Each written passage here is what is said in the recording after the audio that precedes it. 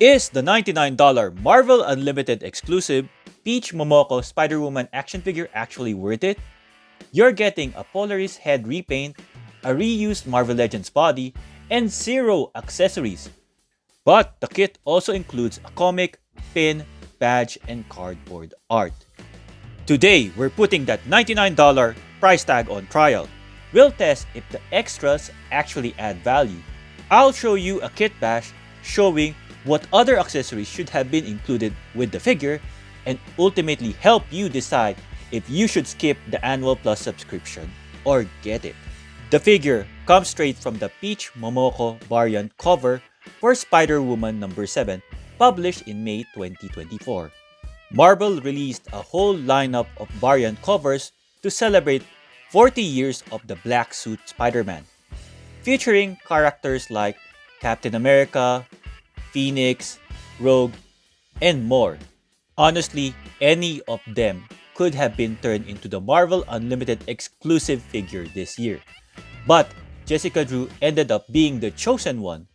In the comments below, let me know which one do you prefer.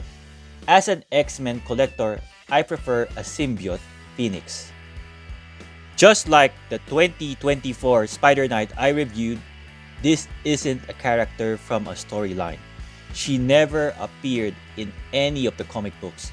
This is Hasbro turning a single piece of Momoko cover art into a Marvel Legends action figure. And that makes accuracy to the artwork matter even more.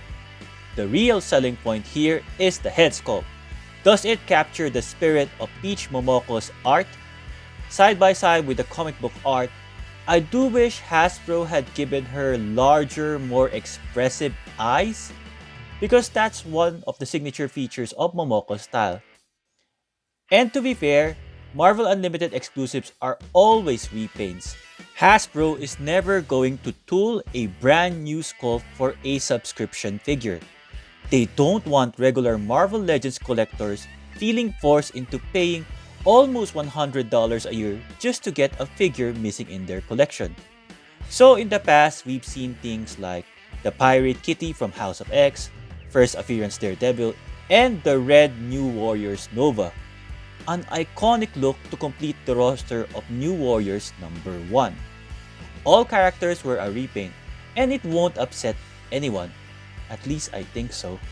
For this Spider-Woman, Hasbro added symbiote-style lines around her inkjet printed blue eyes and black lips to match the variant cover, and the hair is repainted all black.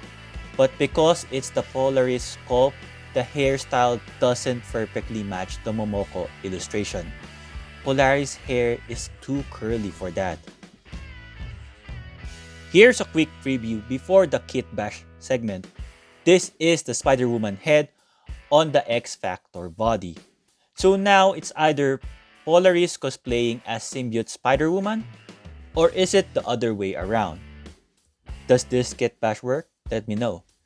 Back to the sculpt, the chest logo is clean and very reminiscent of the classic black suit Spider-Man. It's only painted on, which is fine, but I actually wish Hasbro had copied Momoko's specific spider logo. No sculpting is required, it's just painted on. That would have brought it closer to the art. Now for the body. A lot of collectors assume this was the Shriek body reuse. It is yes and no. Side by side with Shriek, you can see the big differences immediately. Shriek looks like she's in body paint, especially the upper torso, while Jessica looks like she's wearing a more realistic spandex-style suit. And in the comics, the symbiote suit always shapes to its host. Think Peter Parker's defined muscle. Jessica's design here is more toned down, a little bit sensible. Is that design consistent to the Peach Momoko art? Probably no. In the Momoko art, there are subtle lines highlighting the shape of her chest. So if this is not Shriek's upper torso, then whose is it? The back peg sculpt looks more like Spinneret or other female Marvel Legends body with two peg holes at the back. Spinneret uses white plastic, so collectors won't think it was her body reused. Although Spinneret's peg hole is slightly different with Jessica. Jessica has a hexagon peg surrounded by a circular scope. Spinneret has a hexagon hole, but it does not have that circular scope. I found that Siren actually has the same type of peg hole. For accessories, well, she doesn't have any other than her two hands, which is already attached to the figure. They're the sharper claw style hands and they hinge up and down because they're actually repainted from the Marvel Legends Retro Black Cat. At least that part matches the Peach Momoko cover art well. In the comments below, is she $99 worth it? Next up, we will take a look at the other items included in the kit and we will perform a head swap and kit bash to add accessories to this figure.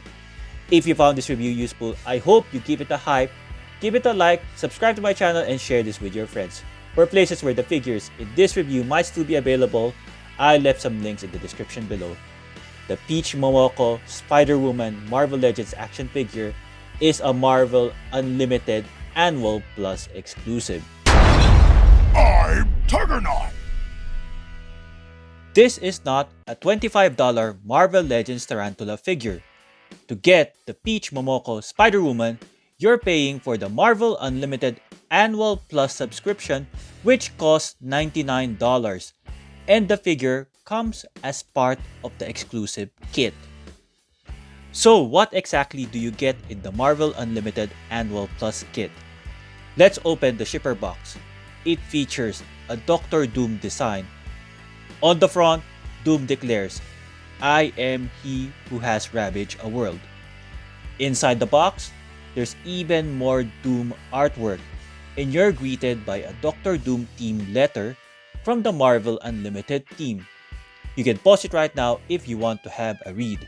A key detail in that letter is that subscribers get exclusive discounts and free in-game items. Recently, I received an email giving me a Marvel Rivals Galacta emote spray, 15% off the Fantastic Four First Steps 12-inch vinyl, and for the Christmas season, the usual 10% off Disney Store discount was upgraded to 20%. Continuing with the Doom theme, you also get a Fantastic Four mission patch. It's noticeably larger than the most previous Marvel Unlimited badges. If you want to see older kits, I got a full Marvel Unlimited playlist.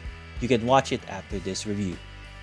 Behind the letter is the Marvel Legends Spider-Woman in her retro cardback packaging.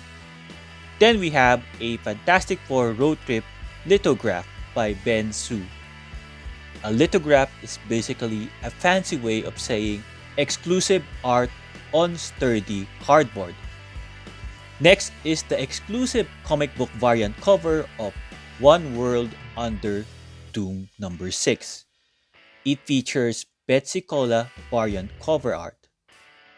Since I'm in Australia, my box had to pass through customs, and the officer must not be familiar with comic books, so this exclusive comic book arrived with a couple of bends, and I guess handle with care wasn't the priority that day. Honestly, the kit started to feel underwhelming until I saw the pin. This year's pin is not the usual Scotty Young chibi style. It's the Fantastic Four Day commemorative pin, and it looks and feels more like a collectible coin. For me, this is the real highlight of the entire kit, aside from the figure. It pays homage to the 1961 cover art of Fantastic Four number 1, with the team fighting the monster controlled by Mole Man. This is the Invisible Woman, Mr. Fantastic, the Thing, Human Torch, and the Giant Monster. So with the figure, the bonuses, and full access to over 30,000 digital Marvel comics, including Marvel Unlimited Infinity Comics, do you think the $99 Annual Plus price is worth it? After Marvel introduced the new retro card back packaging, I immediately noticed the value drop significantly. Instead of two exclusive comic books, we now only get one comic book and a single lithograph. Previously, Marvel Legends retro cardback exclusives like Daredevil and Night Spider at least included accessories, even if they were just repaints. However, this new retro Spider-Woman comes with absolutely nothing. It follows a real-life trend. Food portions shrink while the prices goes up. It seems our hobby isn't safe from that either. Now let's get back to the Marvel Legends Spider-Woman figure itself. She needs accessories because she has none. Luckily, black plastic is easy to match. For closed fist and weapon holding hands, I use the hands from the X-Force Psylocke.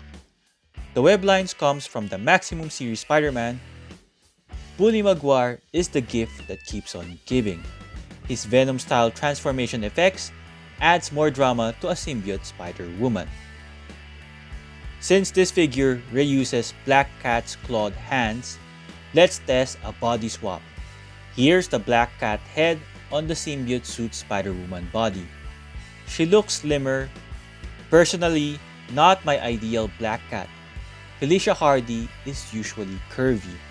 So this ends up looking more like a Jessica Drew cosplaying as Black Cat. The new Spider-Woman head with curly hair resembles the Ultimate Universe Black Cat, just not the same skin tone. Now, since we already tried Black Cat, let's do a Mary Jane Parker kit bash. Here's the Jessica Drew head on the spinneret body, because a while ago we talked about what they share in common. For me, the highlight is actually Mary Jane's head on the symbiote Spider-Woman body. This gives you a perfect symbiote Spider-Man and symbiote Mary Jane display. The lovely couple dressed in all black for a romantic night. I heard Mary Jane is the new Venom host, so why not add the Venom transformation effect? Thanks again to Bully Maguire. Even if this effect is not movie accurate, it is very useful for comic-based characters. For the classic Spider-Woman body with a new Jessica Drew head, you have two options. If you use the 2015 Thanos Build-A-Figure Wave Spider-Woman, she will have no neck, because that's the older Marvel Legends fig without a hinge. It's the same as the retro Black Cat upper torso. If you use the Spider-Woman from the Skrull Queen and Super Skrull 2-pack, the proportions match better because the body has a neck with a hinge, but you sacrifice a few curves. And here is the Skrull Queen head on the symbiote Spider-Woman body as another alternative look. I don't have the retro modern black suit Spider-Woman anymore, but that black mask head would be a perfect fit for the symbiote Spider-Woman body, which is all in black. The new Marvel Unlimited exclusive Spider-Woman action figure stands 15.3 centimeters or 6 inches tall. According to the official handbook of the Marvel Universe, Jessica Drew stands 5 feet 10 inches tall, so this figure is close to the 6-inch scale height. Since this figure celebrates the anniversary of the black suit Spider-Man, here she is besides Secret War Spider-Man, Retro Symbiote Spider-Man, Tobey Maguire from the Spider-Man 3, and for a teenage body size comparison, Miles Morales. For a Women of Marvel size comparison, Teen Size X23, X-Factor 2-pack Polaris, who is here for obvious reasons. Less obvious reason is Siren, then Gamerverse Psylocke. For a Woman of Spider-Man comparison, Retro Black Cat, Spinneret from the Renew Your Vows 2-pack, Shriek, also here for obvious reasons. Then we have Classic Silver Sable.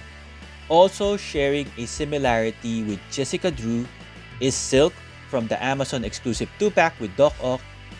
Then we have the Maximum Series Spider-Man. For a Jessica Drew Spider-Woman comparison, Skrull Queen from the Skrull 2-pack, and Spider-Woman from the 2015 Thanos Build-A-Figure wave. Recently reviewed in the channel, X-Men 97 Brown Costume Wolverine, Astonishing X-Men Beast. Reviews coming up soon from the mini comic book accessory wave, Feral, and Phoenix Rachel Summers. For some arcade nostalgia, Gamerverse Captain America and Wolverine, Jada Toys Street Fighters Ryu and Cammy, Australia's own Bishop, a Mesco 112 collective figure. Then we have Darna, Philippines' iconic hero by Halimao Sculptures and Loose Collector. For a 6-inch scale versus 7-inch scale size comparison, Marvel celebrating 80 years Hulk and the 7-inch scale Marvel Select Immortal Hulk or the Rampaging Hulk.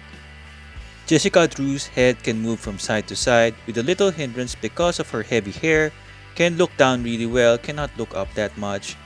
She can extend her arms that far, do a full 360 right here. She has a bicep swivel, double jointed pinless elbows. She doesn't have a butterfly joint. Wrist can swivel and can hinge up and down for both hands. Upper torso swivel, no waist swivel. Can crunch very little, crunch backward really well.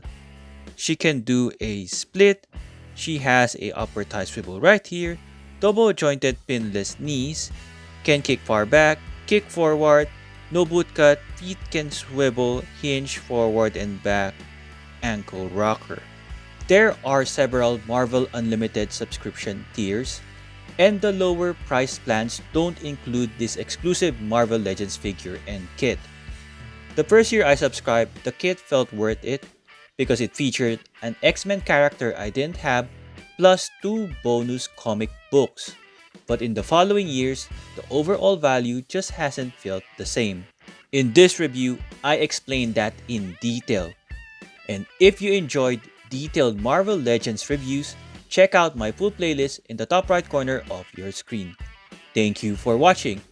If this review helped you out, please give it a hype, like the video, subscribe to my channel, and share it with your fellow collectors. I'll see you in the next one.